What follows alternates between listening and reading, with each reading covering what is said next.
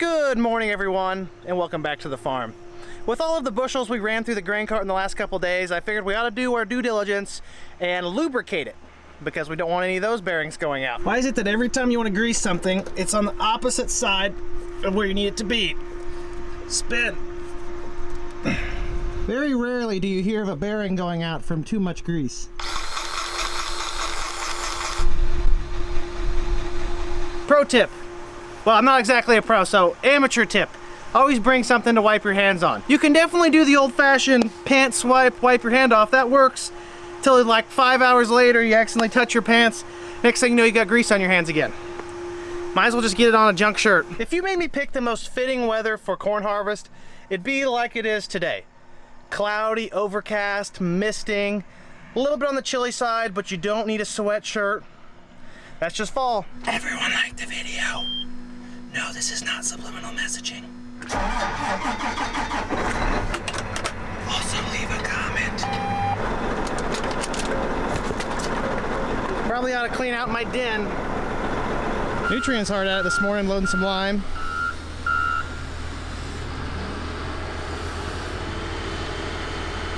I'm staying out of the way.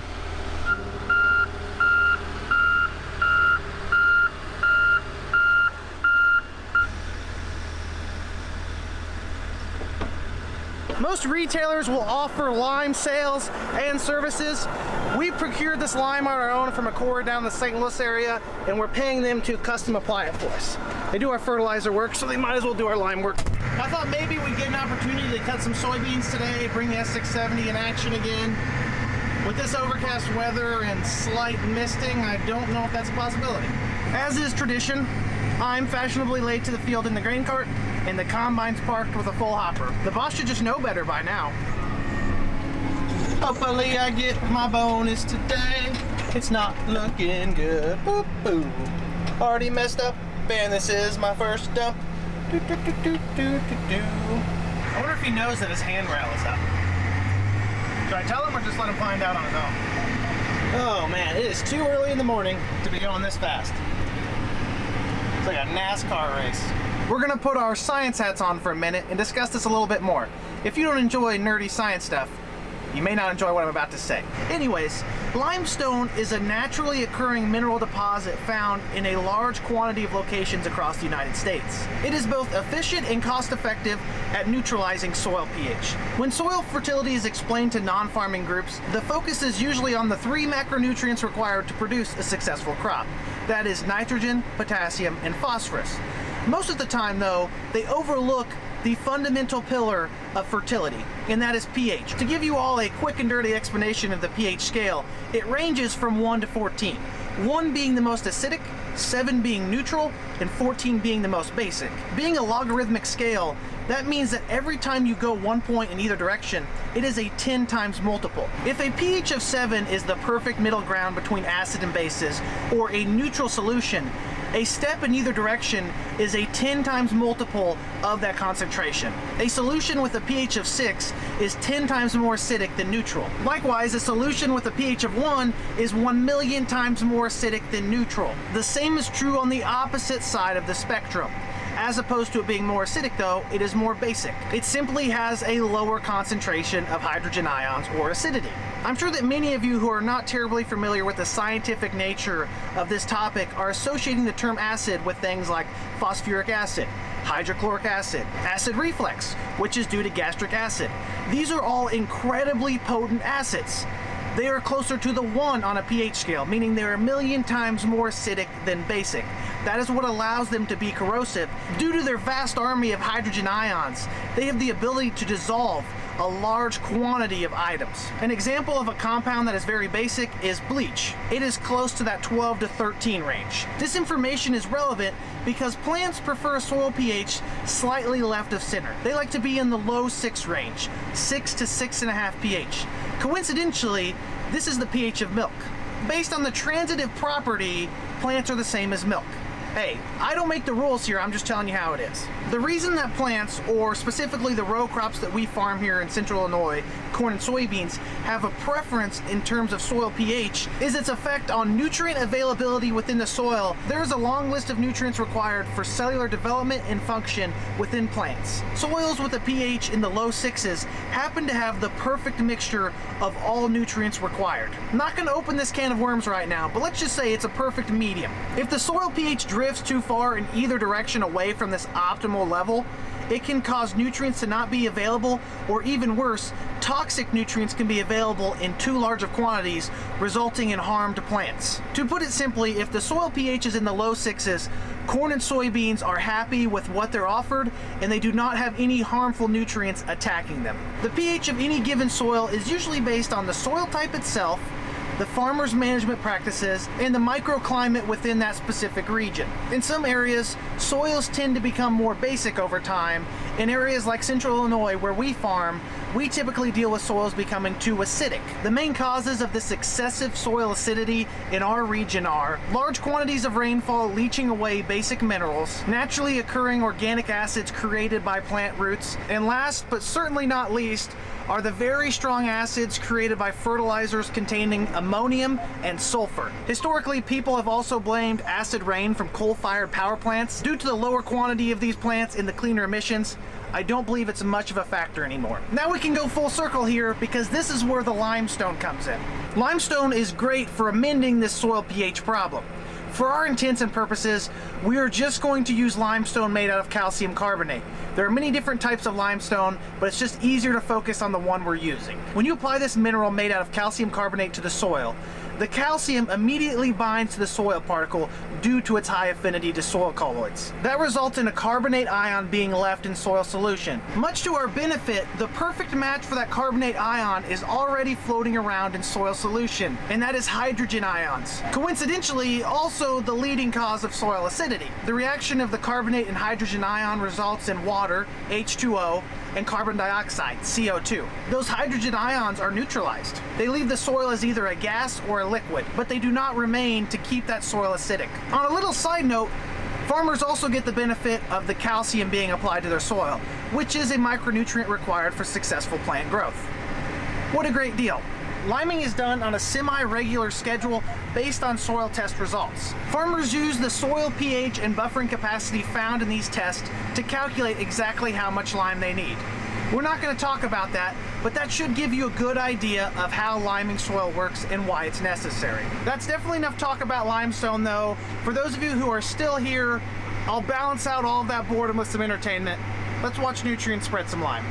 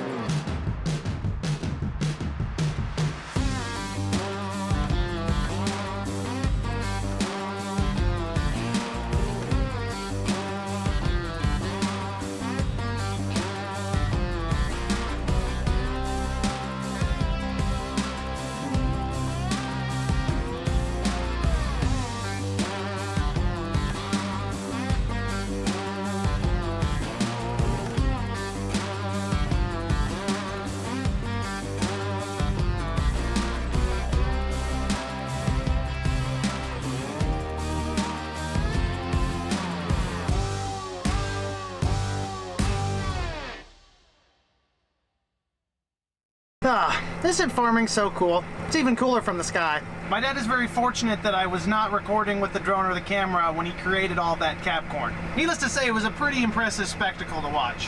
My favorite lady, or one of my favorite ladies, the lunch lady.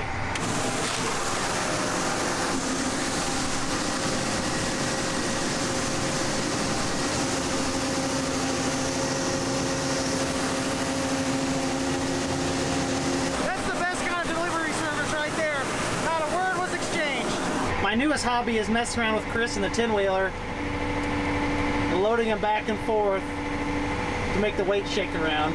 What is this for, Mother Nature? Cut it out, we're trying to pick corn. My sister Katie has taken over in the grain cart because I've got to go meet with some Illinois Farm Bureau media people because they're filming a segment about my YouTube channel, which is pretty neat. Hopefully the wheels don't fall off the wagon in the 10 minutes I'm gone. It just shows you how important a good grain cart driver is to a successful harvesting fleet. Or at least I'd like to think so. No, I'm just teasing. Katie will do just fine. Well, that went pretty well. It's almost as though I'm used to being on camera. People from the Farm Bureau just took off. I'm back in the grain cart. By the time this video is uploaded, I'm sure they'll have some content out in regards to their interview with me. So I'll post that link somewhere in the comments or the description or tag it here somewhere. Go check that out. Give you a more personal touch to the channel. Not that this isn't intimate enough. Looks like Katie lowered my seat. It's against the rules. I know that some of you aren't going to believe me because it's counterintuitive, but the corn in this field that is healthier is the Pioneer corn. This is Pioneer's 1359 double stack corn. It's the same thing that did really well for us at the other field at the start of the season. The DeKalb corn was a 6452, I believe. Pioneer being 113-day double stack, DeKalb being 114-day double stack. Either way, they both yielded really well, just the Pioneer corn looks healthier. Standability isn't always that big of a deal, especially when it's breaking out of the top. If it starts to break out of the bottom of the plant, that's when you should be concerned. If it's breaking at the top, sometimes that's a very good sign that the stalk is weak overall and eventually the bottom's gonna go. I've not been super impressed with the ears this year. This one has a decent size. Haven't really seen anything extravagant or exceptional. Usually when you're picking 250 bushel corn, you've got some baseball bat ears. We did plant this at 36,000 plants per acre though, which would cause the ears to be smaller. I can say for a fact that if this is planted at 36,000 with these ears, it's probably yielding in the upper 200s. Just like all of our fields though, none of them are safe from the tar spot. Dad went to check and see the grain level in the 48-foot bin that we've been loading today. We picked almost 30,000 bushels at this point, which is rather impressive. My sister Katie is in the combine now. She's our second best combine operator. I'm our third best. But I'm better in the grain cart. I'm gonna refrain from making any more comments till we're done harvesting this field. I'll just say this, we picked 150 acres right now and our 48-foot grain bin right there is completely full. The auger is out of the bin, that means they're moving. Won't be long before the grain cart's completely full and subsequently the combine. Needless to say, this corn is doing decent, to say the least. Along those same lines, I had a comment on the previous video where I corrected myself. I claimed that that corn to the north was going 270 average because that's what the combine showed. I redacted those numbers and gave you guys an honest answer, scale verified yield. Someone commented and said I'm not the only farmer who over-exaggerates their yields. If I was here to over-exaggerate my yields, why would I have corrected myself? I have nothing to gain here by showing you whether or not we have a good crop or a bad crop. I'm trying to give you a genuine experience of what goes on here on the farm. I've told you all season long we had potential. We had a lot of things we were keeping an eye on that could limit our crop. When the stars align though, we can grow incredible corn here in central Illinois. My dad mentioned that normally it takes this entire 220 acre farm to fill that 48-foot grain bin. We still have 60 acres left, folks.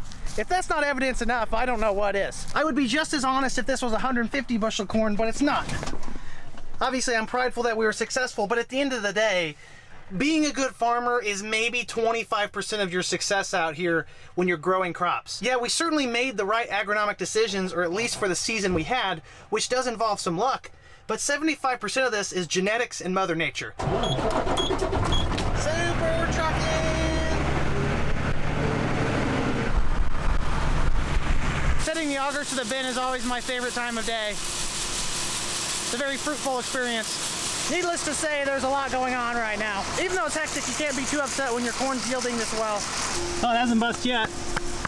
That's a good sign, I suppose.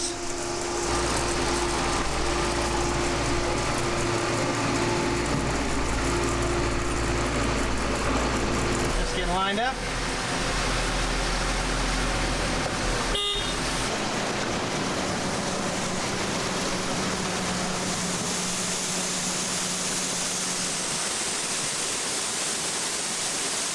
Everyone says I don't do a good enough job introducing who's in the videos.